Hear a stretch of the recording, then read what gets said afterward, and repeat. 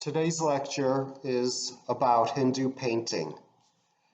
As we go through today's lecture, we will see many examples that we have looked at before when we discuss the various gods and narratives of the religion. So what we're going to concentrate today on is going to be the stylistic differences between regions of India and some aspects of foreign influence. So first we're going to look at the north. The Punjab area, Kangra and Gular, which were some of the major painting studios, painting ateliers in India. So we begin with our first example. And obviously you should be able to recognize the narratives at this point. We have Krishna, the blue one, who is embracing the various gopis, the country girls in his village. So this represents his amorous pursuits.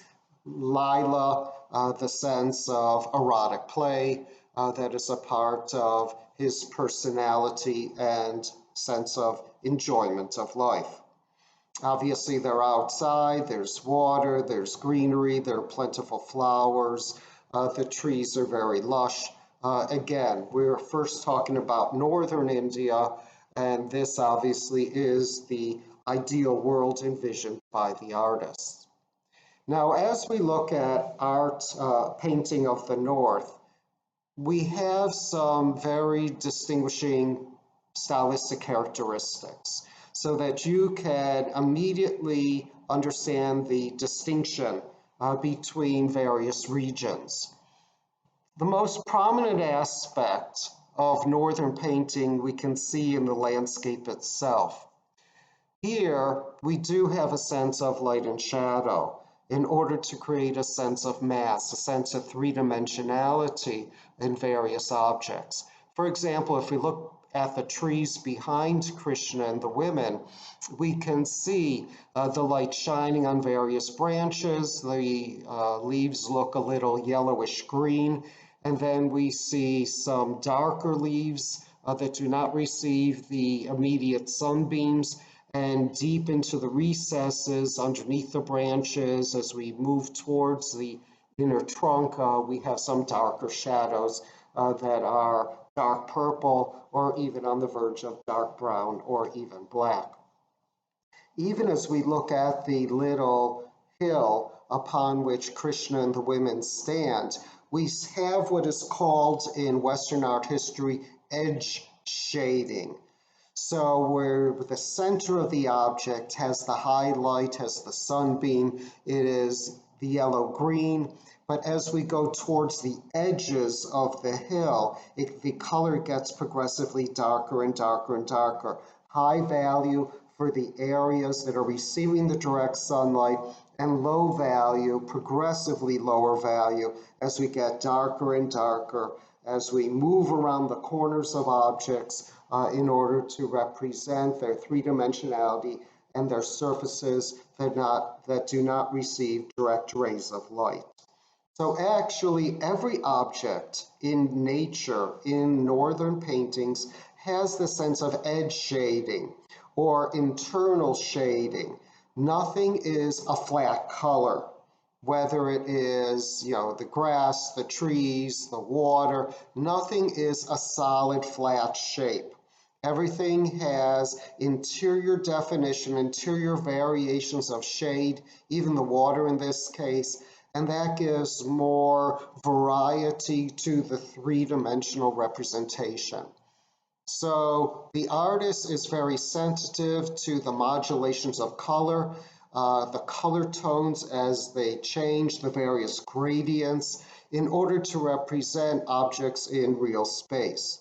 Now that type of value change or color change is not consistent in these various paintings, because when we look at the figures, some of their garments, such as Krishna's orange garment, is a flat color, regardless of how it moves around his legs, around his knees, or around his back, we have a sense that the light is hitting it evenly and it is a flat color rather than various creases and folds and wrinkles that should by necessity have various lower value shades to give a sense of the darkness within the wrinkles and the tension lines. So the women and Krishna are generally flat coloration, whereas everything in nature around it has a lot of variety of tones, a variety of shadows. Even as we look at the little mountains or hills on the left-hand side, you even see that some of the green has an intermixing of orange and red. This also refers to the concept of opposites on the color wheel. So sometimes you'll have the pink with a light green, a red with a darker green, and this in the trees, in the grass, and this gives a sense of more visual energy, more color dynamism. Sometimes we call that tension. That makes the surfaces more animated with those variations of hues. So where does this come from? Where are these artists of northern India in Kangra, the Kangra and Gular schools, where do they get this sophistication or at least this exposure to value change and saturation and opposites on the color wheel and blending of colors, blending of paints on the surface for some three-dimensionality, especially in the landscape? Generally, we think because of the dates, that many of these artists were exposed to European art. As you all know, the British colonized India. India was a part of the Commonwealth, the jewel in the crown. So therefore, there may be some exposure to British painting styles, but obviously several generations or several schools removed. In slide number 4, here we have Krishna and Radha as they are in their secluded little grove. So again, it's a very beautiful sense of color contrast of warm colors and cool colors that attract their eye. Obviously, the warmest color area in the painting is going to be Krishna's pants. It is a orange-yellow mixture that contrasts very nicely with the blues and purples that are within this composition, such as within his skin, within the trunks of the tree. So he immediately attracts the eye because of the high value, bright color, warm color. And then he represents again the tapas and the rasa, that heated energy. And then they are within this landscape that protects them, is secluded. It is a cool, dark evening, and there's a sense of a romantic mood. Now, in many of these representations of Krishna and Radha, we also have the sense of the love poems. So these Raginis were actually represented with various color palettes in order to accurately represent the mood that was outlined in the poetic narrative. So think of this as poetry, and in order to represent the various emotional tones, the artist understands how to use warm and cool colors in order to create that sense of ethereal beauty. The hill has edge shading. As we get towards the bottom, the colors get lower and lower value, darker and darker. As we look at the lotus leaves floating in the water, the inside of the lotus is a different color than the outside of the leaf.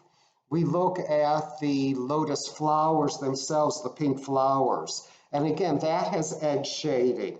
So you have a high value, bright white or bright pink at the center, and as we get towards the ends of the petals, the edges of the petals, it becomes a warmer pink. So throughout the composition, we have yellow flowers, which represent warm color, yellow and the reddish orange, warm color.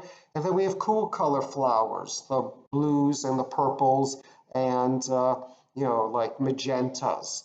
So there's a constant alternation between warm and cool, high value and low value. The trees have a lot of modeling. Look at the trees with the variations of the grays and the blues and the blacks around the edges. Even in the tree branches, there's that beautiful sense of subtlety in the color tone. So again, that sense of modeling of forms for a little sense of the three-dimensionality, but in order to give them a sense of more roundness, more volume, does come from European traditions. In number 5, it is Krishna and Radha again, this time daytime. So the painting has a very different mood than the last one.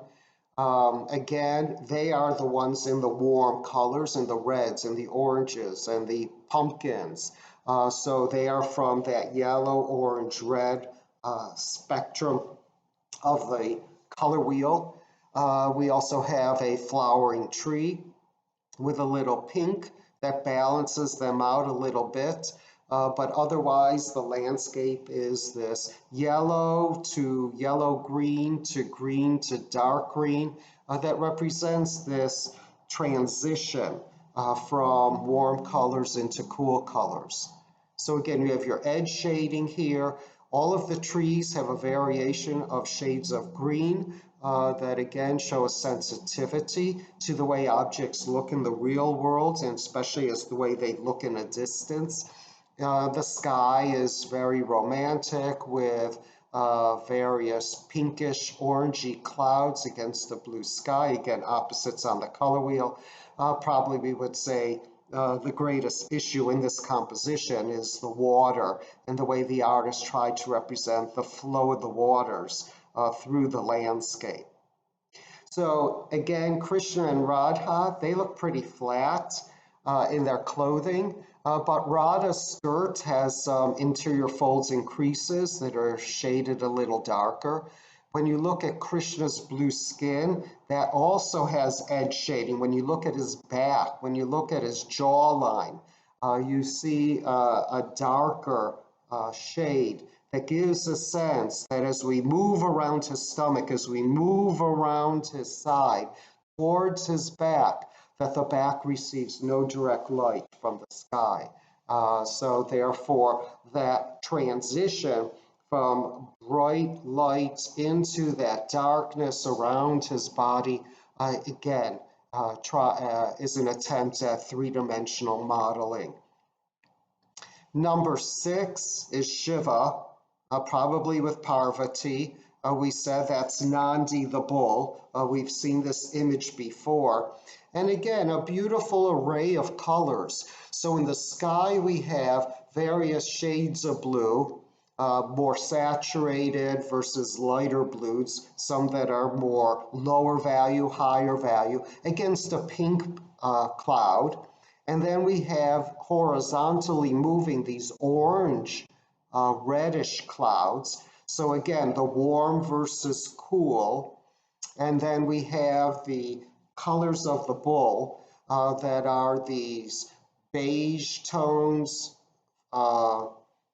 into grays. But again, you can see the fluctuation in the surface of Nandi's body as we go from those very light fur areas, hide areas of the beige, of the tan, into the subtlety as they slowly blend into the grays and into the darker grays, as again, like in the back leg, we go around that leg. So the rear is receiving the light versus as we go around the leg, it gets progressively darker, lower value, to suggest the three-dimensionality of that leg. We don't have as much variation in Shiva's legs or in his arms or in his face.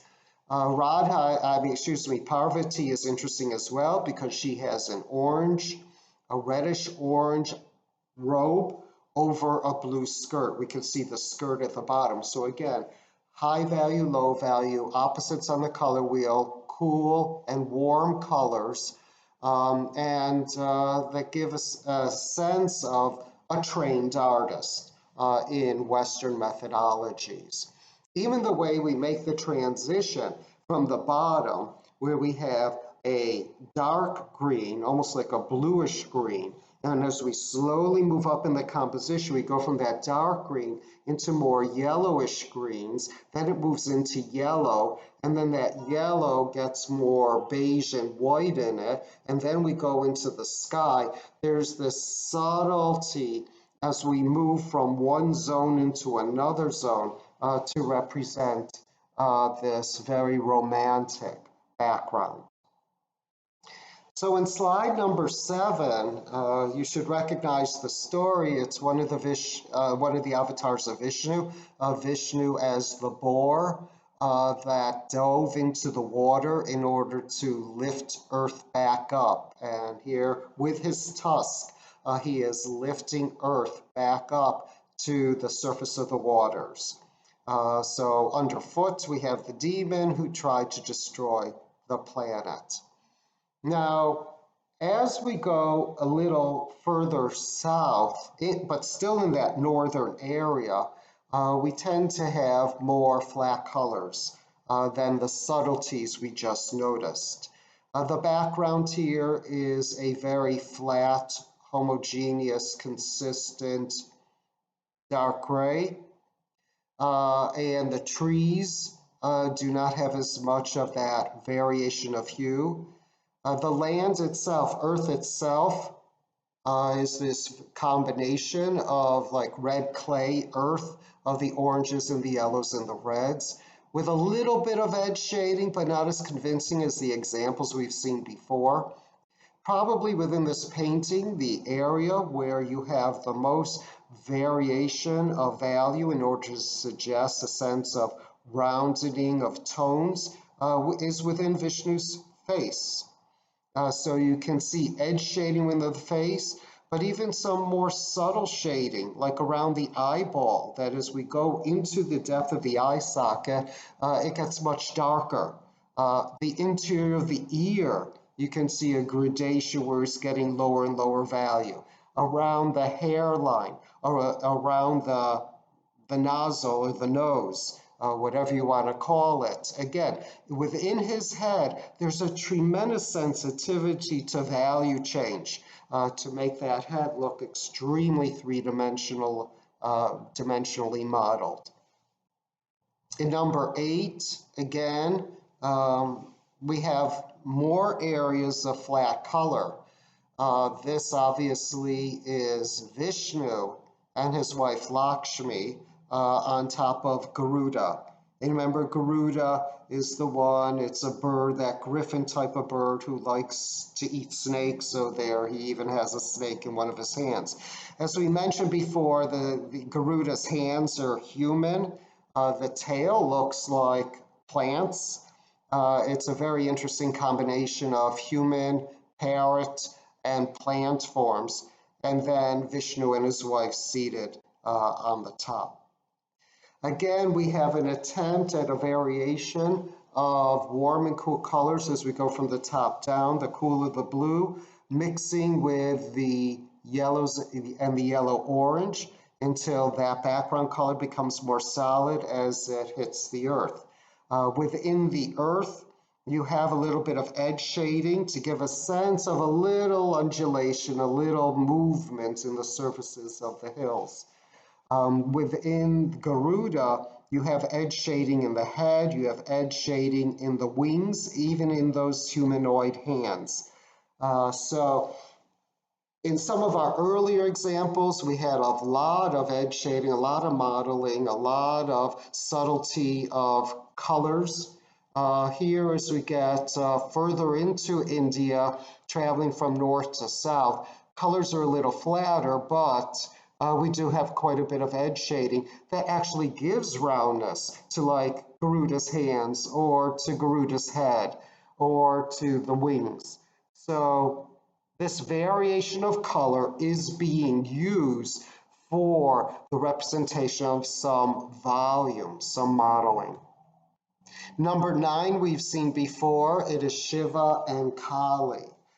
So Kali is the one on the right, because remember she has the necklace of skulls and the dark skin from being in the cremation yards. Shiva is on the left with the snakes across his body and on his waist. The two of them look very much alike because they were one divided into two. And when Shiva takes on the mentality of a destroyer, Parvati becomes Kali. So as a couple, they're doing their dance. He's doing his Nataraja, his dance of destruction, and she follows suit in the same thing. I think we mentioned before the two of them quite often have dancing competitions as a way to summon up their electrical powers and energy. So we have some demons that are assisting in the dance, playing along, playing instruments or dancing themselves as they engage in this production of heat and energy. But as we look at the ground, again, we're going from a pale yellow into a yellow-green, into a green, into a much darker green. So again, the concept of edge shading. Even as we look at Shiva's body on the left, there's edge shading there. We do see it's darker around the edges and a little variation of shadowing around the knees or the ankles, or even within his chest area, or even around his jawline into his chin. Kali is much flatter in her painting. But again, color blending, high value, low value. You have the orange reds balancing off the bluish purples. And even in the sky, you have the mixture of the light blue with white, and then with the diffuse orange that represents sunset. And the last one we're looking at from the northern region, very similar. The sky is very similar. The movement of the land may be that very pale yellowish type of surface for the hills, and the grass represents the sense that it is sun-filled. It is receiving the rays of the sun, and as we move darker and lower into the composition, then we have a little more shadow. Now, also in terms of composition, it is better to have the middle ground and the lower portion of the painting in middle and darker greens because the figures stand out more. So Nandi being white, he stands out better from a low value dark background. Parvati with her orange and red, well, Ganesha is red. Parvati is and Ganesha are in warm colors, the pinks, the orange, the reds, the yellows. So they stand out very well from a cool colored green grassy background. On the left, Shiva with his bluish grayish skin, but Skanda Kartikeya's pants are orange, so there's a big contrast there, as well as Shiva's bag over one arm and his leopard skin. They add some warm colors to contrast well with his skin. But I'm contending that the artist actually was fully aware of how colors work, how light and shadow works, value changes work, and how to use these various devices and tools in order to make a very visually pleasing painting. Okay, so now we go to Rajasthan. And Rajasthan is the area currently that is Delhi, as well as what we consider to be like the Golden Triangle. It would be the Delhi with Agra, with Jaipur. So it's many of the very famous tour sites that we consider to be in central northern India. So what we're going to see in Rajasthan is less sophistication in terms of three-dimensional modeling and a little bit less in value change. Now, these borders are not so strict. So an artist from Gular can come down to Rajasthan and work. Or an artist from Rajasthan can travel to another area of India and take their paintings. Or the mere fact that we find such a painting in Agra or Jaipur by no means suggests that it is a local product, because these are paintings on paper. So therefore, they are very transportable. So it's really quite difficult to say this exactly is what northern looks like, Rajasthan looks like, southern looks like, eastern looks like, by regions, because there's a lot of intermixing over the various centuries and time periods. Okay, so in number 12, we've seen this image before. It is a representation down at the very, very bottom of Krishna and Radha. There they are, secluded in their little grove, their little forest. So even though we have people on a boat floating along in the middle portion of the painting, they're completely unaware of Krishna and Radha in the foreground at the bottom of the composition near the baseline. So we have a beautiful representation of a palace. So here looks like perhaps king and queen. It's hard to see, it's so small. The Maharaja and his wife, as they are enjoying the waters of their land. In this case, we do have a lot of the value change and the shading that we saw before. So obviously there is quite a bit of northern influence. The sky has a combination of various warm and cool colors that are blended together. We have that transition from the yellow, greenish grasses all the way into the darker, more shadowed tree areas. Even in the water, there's a sense of dark to light. A good mixture of warm colors and cool colors, the pinks and the oranges of the buildings that are very typical to cities in Rajasthan, that add a little warm coloration to the cool colors of dusk, of sunset in India. So now that we have seen that type of subtlety of painting and application of paint and blending, now this example is much more what we generally associate with Rajasthan. It's much more flat colors.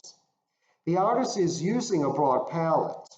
So in this case, we see a lot of pinks and oranges and reds, high value and low value. So we have the whites along with darker shades for contrast. We have the greens and the yellow greens and the browns. So everything is here in all of its variety. Obviously, at the very bottom, in the center, the blue one is Krishna because he's the one that's playing the flutes, the musical instruments. And obviously, also, as we had in the narrative with Vishnu, he is saving the earth from destruction, and those men are helping him with their poles, trying to lift earth up onto the surface. But look at the animals, very flat. No interior shading or color variation. They simply look like black outlined cutouts. And even the figures, I don't see much in terms of edge shading for the land, for the green background, or even for figures' bodies. When an artist would create one of these paintings, they would draw it like a black line drawing on the paper. Then they would color it in, and then afterwards reinforce those contour lines, those edge lines, to make sure that the figures are very distinct, carefully outlined. So clearly that makes the figures look a lot flatter, a lot more two-dimensional, and that is what makes Rajasthan paintings contrast so much from those of the north.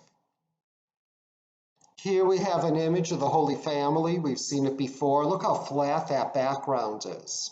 There's no mixture of cool colors with warm colors. There's no changing of the intensity of that bluish gray as we go from the top to the bottom. A very consistent flat color. In some of the earlier northern paintings, we looked at the lotus flowers and we saw the subtlety as it transitioned from a pale pink in the middle of the flower to a much darker, low-value pink towards the edges. Here, every petal of the flower is really quite flat, very geometric, very triangular in this case, where you have the white with just pink around the tip. Even again, well, in Ganesha's clothing, we have a little bit of shading and variation of color. It's not the same shade of gold throughout, but that is not the case in Ganesha's skin or the skin of any of his family members. Maybe you'll say, if we look at Ganesha's head, look by his ear, that corner between the ear and the crown. There's a little shading in there, but it is not done for strong three-dimensional effect. Slide number 15 is someone coming to pay their respects to Krishna. Again, he's holding his flute, the blue one, but again, the tree trunk is a flat light brown. The tree leaves are consistently colored. Krishna's blue skin, the yellow skirt, the white of the animals, the blackness of the background of the man, the blue, dark blue of the sky. Each area is very flat color with no interior modeling or modulating to give a sense of anything more than cutout figures against a flat background. So number 16, Krishna in the middle, again, two people adoring him. But again, it's becoming flatter and flatter. So let's look at the two men and their skirts. It's the skirt with a heavy belt. And when you look at that skirt, you see how it overlaps in front. It falls downward in this big loop. And you can see that instead of showing how the fabric folds in upon itself, the depth of that crease and the shadow within the folds of those wrinkles, it simply is a repetition of U-shaped lines. So it's a U-shape within a U-shape within a U-shape that gives a sense of folds without the three-dimensionality that is necessary for the volume of fabric as it falls across the body. Now, it's still blue and orange, which are opposites on the color wheel, so there still is a sense of sophistication. The man on the left has orange sash, the one on the right has a green one. So again, like red and green are opposites on the color wheel. There is still some understanding of aesthetic principles for sure, but it's less and less of that more three-dimensional European mentality. Here again, we have the killing of the evil king. So this is again from the avatars of Vishnu. The yellow, it's a flat yellow background. And when we look at various figures, not only are they flat cutouts over that brilliant background, but the black outlines of their bodies, the patterns of their clothing also tends to flatten them out. So everything here Again, you got your warm and your cool because it's such a hot scene because of the yellow and the oranges and the reds. The temperature is very high in the scene. It is a scene of violence. And Krishna, excuse me, here we have Rama. Rama is, standing out. It could either be Rama with the evil king, or could be Krishna with his brother defeating the king who was going to kill him out of fear for his own destruction. So it could be either narrative, but that blue of the skin of our protagonist clearly makes him stand out. So color for emphasis is an important aspect here. Okay, so now we're going to go to the east of India. So we did the far north, like Punjab, close to Pakistan and Kashmir. Then we went to Rajasthan, which we call more northern central or central, Delhi, Jaipur, Agra, and Udaipur, those places. Now we're going to go to east, which is going towards Kolkata and Bangladesh. Obviously, this looks very different from what we've just encountered. Not only are the colors very flat, but it's much more of a, I don't know if I should say indigenous or folk art tradition. It's much more based on older design concepts, less of that foreign influence, less of that imported aesthetic awareness and training. It is, obviously this artist is trained as well, but it is much more flat color, limited palette, few colors, no gradation of shades, a sense that it's more quickly done in order to capture that energy and that spirit. So the narrative and the power of the narrative, the force of the narrative is much more important than subtleties of color gradation or modeling. So that is Kali with her tongue sticking out. She's holding a decapitated head in her lower left hand. And the darker skin representing the ashes from the cremation yard. So there she is staring out at the viewer in order to, communicate her sense of absolute power and force. So obviously a lot of warm colors in here with the yellows and the oranges and the reds, and balanced off by greens at the bottom and towards the top. So the artist does understand warm and cool, high value and low value. Obviously the skin and the hair is low value, much, much darker. So the rest of the painting, the yellow, it's not a medium letter, it's a very high value, bright yellow to balance it out. But this tension between high value, low value, warm colors with a little bit of cool colors and the darkness of the skin is very effective in the representation of energy, power, electricity, fire, and the energy within Kali.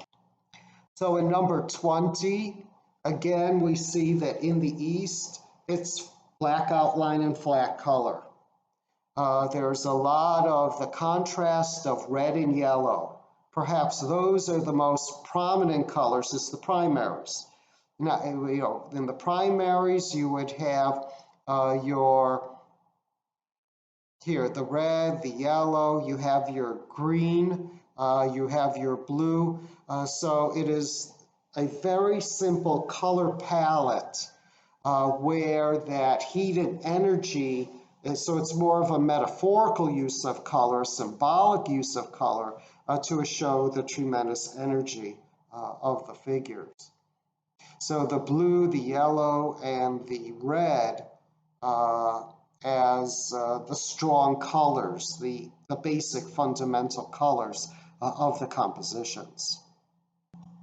And in number 21, that is Vishnu reclining on his serpent mattress with his wife Lakshmi towards his legs, and Brahma seated upon the lotus coming out of Vishnu's belly button. So again, it's really blue, yellow, and red. So a very basic color scheme that it does give it energy. It gives it a sense of joy. It gives it a sense of liveliness. So visual liveliness is the important aspect here. So the next region we're looking at is South Central, which is Andhra Pradesh. So in the East, we saw simplifying the color palette, limiting the color palette, so that you would have your blue, red, and yellow, and some touches of green to serve as a foil, to serve as a contrast, but with the emphasis on that visual dynamism. Here we're looking at a series of paintings representing Krishna as a little boy, as a toddler, as he grows up in the village. So here we have the village elders. There we have the man. They are holding Krishna on lap. Here we have 3 women on the left. So the men are standing outside. The women are protected under this mandapa. And the men, their skin is yellow and a slightly lower value, yellow-brown. Against a bright red background that has a green tree, and within the green tree we have the red and the yellow. And on the left we have the 3 women, again the same rhythm of skin color. So if you start left and right, you have your yellow, your brown, your yellow, your brown, your yellow, your brown, your yellow, your brown. So then you look in the background, and then you have the interior space of the mandapa is green. Then you have the red for the outside where the men are, and then you have green and red within the tree up above. If that tree represents an oval, like an amalaka, then when I look at the roof line of the mandapa, then on the top we have that curved, almost amalaka, like that's a little more kutina, a little more of that central south amalaka, a crowning element for the building. So there is a repetition of shape. There is a alternation or a rhythm in the placement of colors. There is an even spacing of the figures across the composition from left to right. So there is a tremendous amount of thought that goes into the compositional structure of the painting. But it, again, maybe I shouldn't say but, because that implies a lack of skill or technique. It does not have the value change and the modulation of color and the other aspects, the more tonal aspects that we saw in the north. Now, this has its charm. I don't want to take anything away from this more folk indigenous type of Indian style, but it's just different from what we've seen in the north. So here in the top zone, we have Krishna with the guys, the little kids from the village. In the middle zone, again, Krishna running around, playing with the animals. And even in the bottom zone, it looks like fish. So there they are playing in the water or on the riverbank. Again, it's mostly the yellow, the red, and the blue. So in number 25, it is Krishna with the women. So look at the skin color. We start on the left with light skin, then dark. Light, Krishna's dark is the blue one. Then light, dark, light, dark, light. The trees are evenly placed. So therefore we have three trees symmetrically organized. We have four people on the left of the middle tree, and then we have five people on the right. It is because there is more of a space between Krishna and the woman he's looking at, so therefore that pause in the rhythm still counts as a beat in the composition. Then we have the foliage of the canopies of the trees at the top. That is balanced by the greens and the darker, cooler colors of the lower zone that looks like lotus flowers and geese floating upon the surface of the river. So number 26, we've seen this narrative before where Krishna takes the women's clothes, hides in the tree, so they are reluctant to get out of the waters because they will be exposed. So again, in this case, we have a beautiful diagonal line which represents the water and the women going from the bottom left towards the top right. So Krishna's in a red triangle in the top left, and then we have a dark triangle in the bottom right. So obviously, color is used to direct our attention to the protagonists of the composition, but also to create a sense of visual variety. As you see, red evenly placed throughout the painting, green evenly placed, the repetition of plant shapes repeats on the top and on the bottom. That artichoke type of tree on the left side, the top left, the top right, and the bottom. So things repeat, shapes repeat, lines repeat, colors repeat. Things are evenly spaced, and that shows again a sophisticated approach to painting. Now we're going to look at southern India. Southern India, just as like in its sculptures, has a tremendous amount of movement. This is Shiva Nataraja, and those images we saw in the Shiva lecture of the bronze tabletop Shivas dancing up a storm with the inflamed halos, they are also from the same area. So there's a tremendous focus on movement of arms and legs and body of three bends in south more than in northern areas. So here he is, Shiva, and that is supposed to be the halo, although we don't see much in the way of the flames. The figures around are adoring him in his creation destruction of the earth. I want to remind you that in the last lecture we saw temples from southern India, and they were the shore temples. They were carved from the live mountain.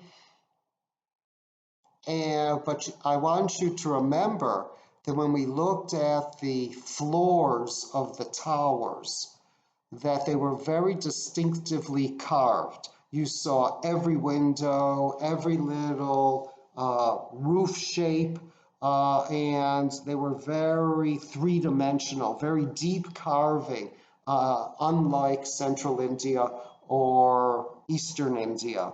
So in the south, maybe because of the dramatic sunlight and the southern geographic situation, they have much more visual dynamism, much more visual contrast, whether it is through line, whether it is through color contrast, or whether it's through, like in the temples, the deep carving of the shikara, that sense of value, change, deep shadow, pockets of shadow.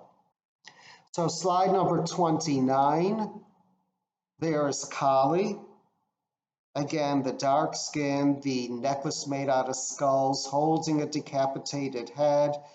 Here she's got fire, she's got her weapons, her hair is wild, she's standing upon a bloated corpse of a man. It's visually dynamic, but also we have very unusual color combinations. that are outside of the norm, not just that pinkish orange background, contrasting with lavender lilac flowers on the top left, top right, and to the left. The greens at the bottom, that yellow against the grayish ground, which probably represents the cremation pyres. And then we have this almost electric yellow and red of the blood, of the fire, of the clothing, of the skulls. It's very visually dynamic, almost electrified, almost, like psychedelic in terms of the use of the colors. And then you look at the border of the painting and look at the most outermost border. It's brown with yellow and blue and purple, but half shades, half tones, not just a standard red, a standard yellow, a standard blue. Much more creativity in, I would say, even a little more sophistication and playfulness in color usage. And here in number 30, we have Shiva and Parvati in their evil manifestations doing their dance with the various demons around. But that orange against the blue is very dynamic. The blue is like a bright cobalt blue. So therefore, when we look at the male's lips and ears and hands and jewelry, there is a tremendous amount of strong contrast. So the few following examples are from the Mughal court. And the Mughal court had influence not just from foreign areas, such as a little bit of Europe, but also from Persia. So when we look at art of the Mughal court, it's a very much a synthesis of imported styles. So here, number 13, it's one of the Maharajas, Akbar.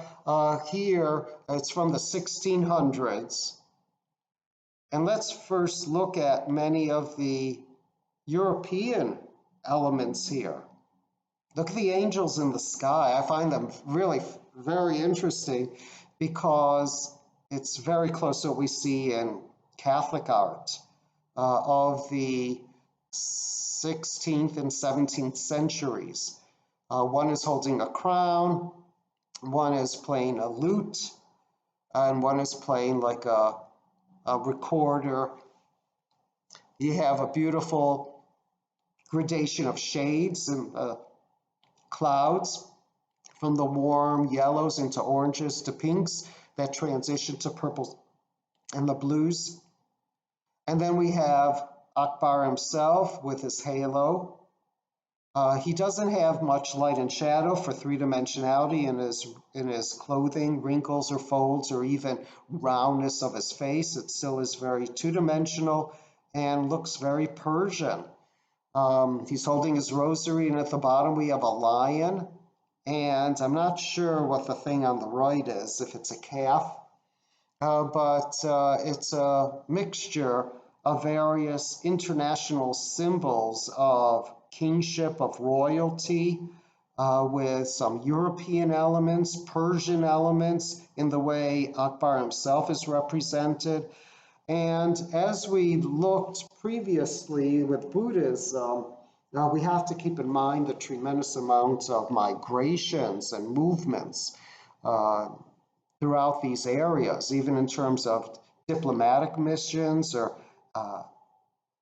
economic trade, that no one is living in isolation, especially the more prosperous areas of central and northern India.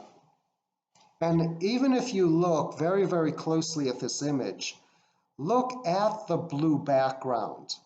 And if you go further towards the bottom, On the right, you see a European style. I don't call it a villa.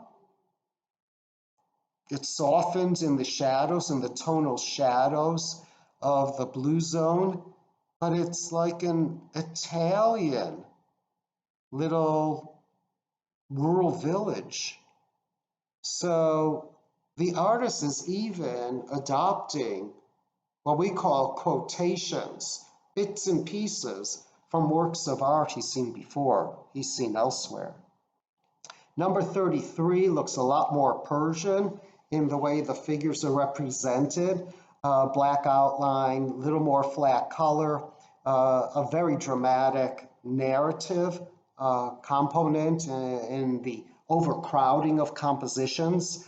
The elephants have a little bit of color variation. It may be edge shading, but many elephants do have that difference in the dark gray hide versus some more yellowish or tan areas, especially in the trunk and on the face. The water has a tremendous amount of interior definition with all these little, I don't know if they're waves or flows, but even the landscape up above, everything is broken into smaller repetitive pattern units. As we mentioned previously, horror vacui, there's a fear of empty space. Everything has to be very busy, very filled. We noticed that way back in Indian art, but it's also present in many areas of Asia. So in number 34, we've seen that image before. And again, it is Krishna holding up the earth in order to protect humanity. And again, representative of this international synthesis. When you look at the various figures who are supposed to be people of the village that Krishna has just saved, they look Chinese, they look Mongol, they look Persian. It really represents a diversity of ethnicity that existed in Central Asia and also obviously at the Mughal court. The Mughal court obviously opening up to many of the areas of Islam, Persia, current Afghanistan, East and West communications. So therefore, the mountains up above may look a little Chinese.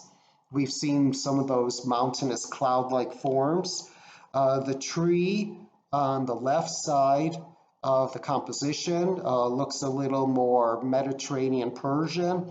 And as we said, the figures represent a very strong diversity of ethnicities. But what I find very interesting is contemporary Indian painting. And when we say contemporary, we're talking like the last 100 years. And obviously, India became independent after World War II. So in its economic development, industrialization, and as everybody knows, Bollywood, India is now completely open to outside influences. And this impulse that we've seen earlier of adopting in northern India British characteristics, and adopting in the Mughal court Persian as well as European and Chinese elements.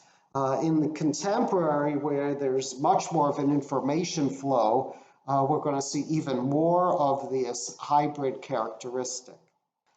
So in number 36, we see a very traditional narrative that we had in the north, we had in central. It is Krishna and Radha in this beautiful landscape, this nighttime landscape. It looks a little flatter. Do the leaves of the tree look a little more, I hate using the word because I think it is a pejorative word, but a little more cartoon, two-dimensional pattern design, that maybe some of the subtleties we saw in the north no longer exist here? It is much more of a synthesis of various previously seen images rather than being an original composition. In number 37, here again, Krishna and his wife. Krishna's face, that's very different from what we've seen before. It looks much more, while still being Indian, is it more naturalistic? And we can see the highlights on his cheeks, the highlight on his chin, the highlight on his forehead, and the subtlety of the value change as we go across his temples, across his cheek, the dark shadows under his chin, his neck, the rounding of the arms. Looks like some additional elements that we may consider to be more naturalistic, that the artist is not just copying a ritualistic concept, symbolic concept, but does this imply more direct observation? The lotus flowers at the bottom are the same we've seen for hundreds of years. The various little hills with the edge shading, very common. The various trees, still very two-dimensional with repetitions of lines and repetitions of various shapes. The warm colors and the cool colors, the variations of tones. But it's Krishna who looks so different in this composition. So here we get to what many people consider to be obviously one of the strongest influences in Indian popular culture today, and that is the movie industry, that is Bollywood.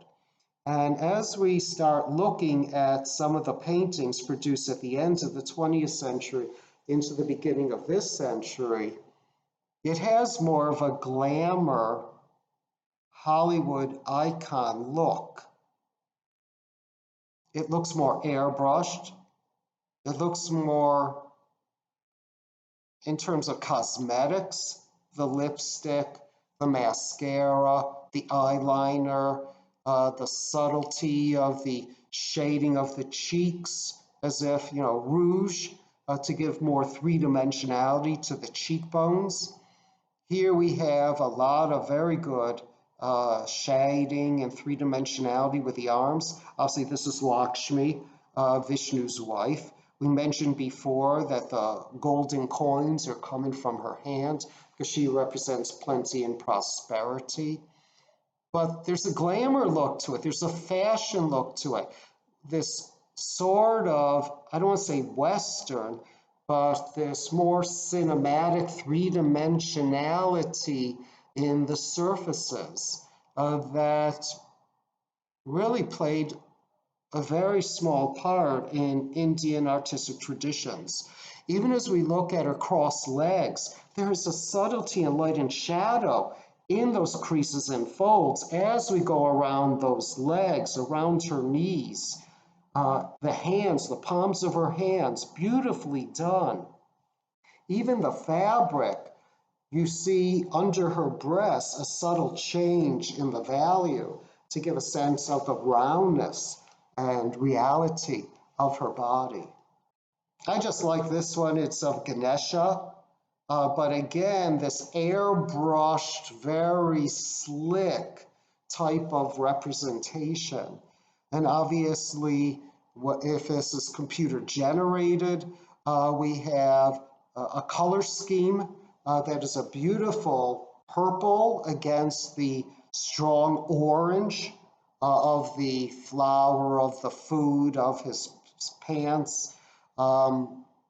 It's really a very slick, modern, digital image. Obviously, the artist feels this appeals to a mass market who likes this more contemporary, technological, cinematic type of persona. We've seen number 40 before. It's the Holy Family, Shiva, Parvati, and baby Ganesha. But again, it's like airbrush, slick, smooth, with a more Bollywood ideal of beauty. The large eyes, Parvati, a lot of mascara to make the eyes look very large and very wide. The eyebrows, the sensual lips, the subtlety of the light and shadow on her nose, on her cheeks, the shadow underneath her chin. Same for Shiva. And, a subtlety even in their fabrics, in their bodies, in their hands, to represent three-dimensional modeling. Some people would say it looks very plastic, not in terms of plastic, the material, but in terms of it has this sense of perfect artificiality, the slickness that is not very natural. But maybe that just doesn't apply in this case. It is Shiva, Parvati, and Ganesha. Even as you look, Mount Kailasa, remember that's where they live. Look at the mountains behind them. And it is just color for the sake of color. The purples, the blues, the greens, the yellows, and then with the red sky. It's all for that very kitschy effect. We've seen this slide. It's Kali defeating that evil man. So there, well, Kali or Durga.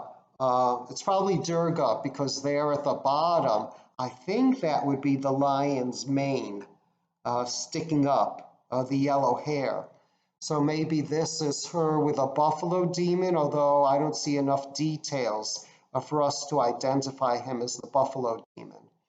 But again, it is this slick, maybe a little bit of mass consumer driven art, whether it's cartoons, whether it's digital production, whether it is some other type of magazine type of image, poster image, but in its dynamism, it obviously does represent the current graphic trends and cinematic flourishes of Bollywood and other Indian entertainment venues.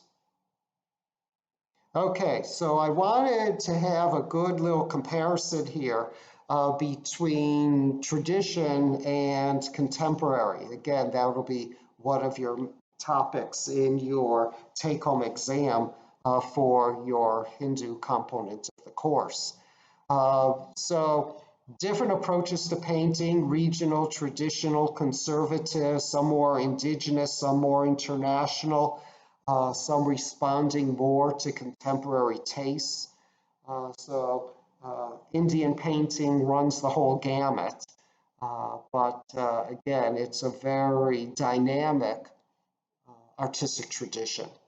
Okay, so that is our last online video lecture for Hinduism. So next we will have a couple synchronous sessions to discuss all this, and then you'll have your paper and your take-home assignment. Talk to you then. Bye-bye.